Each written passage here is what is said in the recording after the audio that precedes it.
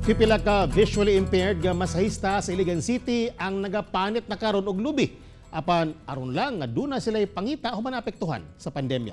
Atong sayron ang ilang istorya pinaagi ning report. Misamot kangit-ngit ang panglantaw sa kaugmao nila Jonathan Javier, Jury Bagkot ug Alex ug Juneca Baryoga.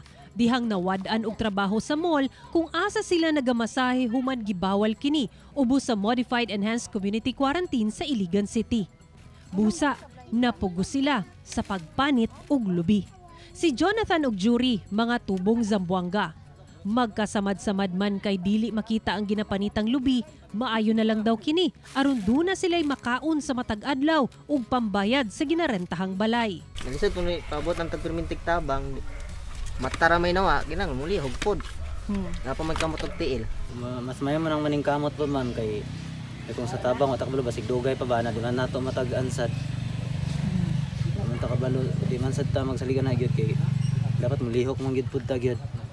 Kung kaniadto, ana akuno sa 600 hangtod 800 pesos ang ilang kita depende sa customer. Karon 250 pesos sa pagpanit og usa ka libo nga lubi.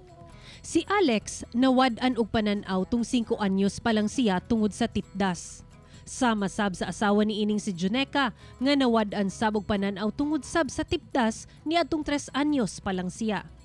Sa napulo ka tuig nga pagmasahe ni Alex, karon lang kuno sila nakasinati og grabing lisod sa pangita. Ilabi pa nga duna sila'y 8 ka bulang anak nga babae. Pwede ra po kuno mi maka-home service, tawag-tawag lang kuno kung naay cellphone number. Nag-ina na ko siya, problema lagi anay sir. Walay magpamassage. Hinuon, nakadawat sila og tag 5 ka kilong bugas nga ayuda sa lokal nga kagamhanan. Apan kulang daw gihapon kini. Sukad nag ICQ. Katong gikan pa atong March, nakadawat mig tag 10 kilos, 5 kilos.